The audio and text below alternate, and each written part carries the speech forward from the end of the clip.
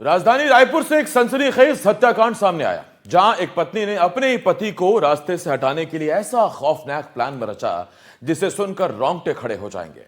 पत्नी ने अपने बॉयफ्रेंड और उसके साथियों के साथ मिलकर पहले पति की हत्या की और फिर उसे सड़क हादसा दिखाने की कोशिश की, लेकिन पुलिस की पैनी नजर से यह साजिश ज्यादा देर तक छिप नहीं पाई और कुछ ही घंटों में चारों आरोपी सलाखों के पीछे पहुंच गए।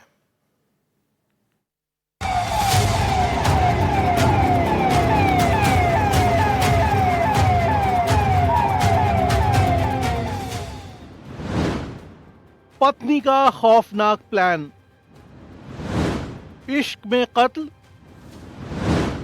एक्सीडेंट या साजिश, प्रेमी संग पति की हत्या, सड़क हादसे की आड़ में मर्डर।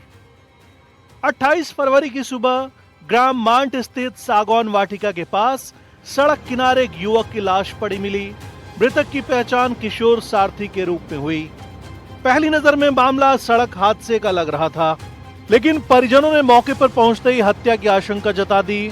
सूचना मिलते ही पुलिस, डॉग स्क्वाड और एफएसएल की टीम मौके पर पहुंची। शौक की स्थिति और घटनास्थल के हालात ने पुलिस को भी सोचने पर मजबूर कर दिया। पुलिस को पता चला कि रोशनी का पिछले 1 साल से गांव के ही नीलेश उर्फ मूरू से प्रेम संबंध चल रहा था। दोनों साथ रहना चाहते थे, लेकिन बीच में आ रहा था पति किशोर। जांच में सामने आया कि किशोर को इस रिश्ते की भनक लग चुकी थी। घर में आए दिन विवाद होता था, मारपीट तक की नौबत आ जाती थी।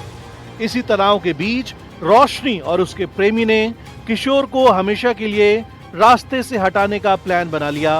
योजना के तहत नीलेश और उसके साथियों ने किराए की गाड़ी ली और जब किशोर बाइक से जा रहा था तब जानबूझकर उसे टक्कर मारी गई।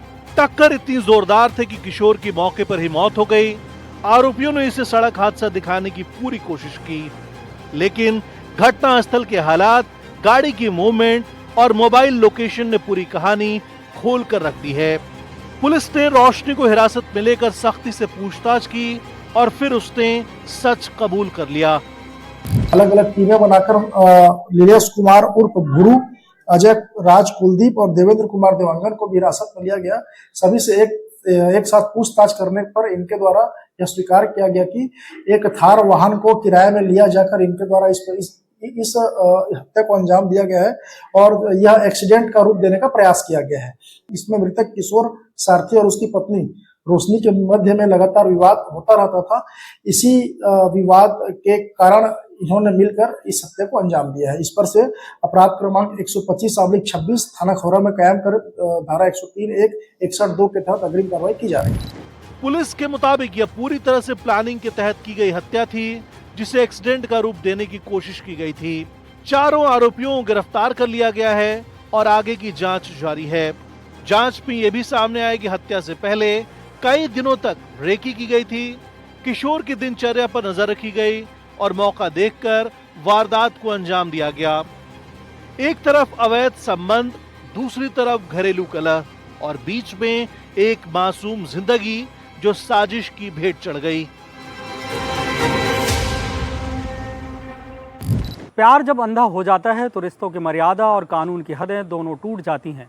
रायपुर में सामने आया ये मामला सिर्फ एक हत्या नहीं बल्कि उस खतरनाक सोच का उदाहरण है जहां अपने ही रिश्ते मौत की साजिश में बदल जाते हैं। फिलहाल चारों आरोपी पुलिस गिरफ्त में हैं और जांच जारी है कि इस साजिश की परतों में और क्या क्या छुपा है।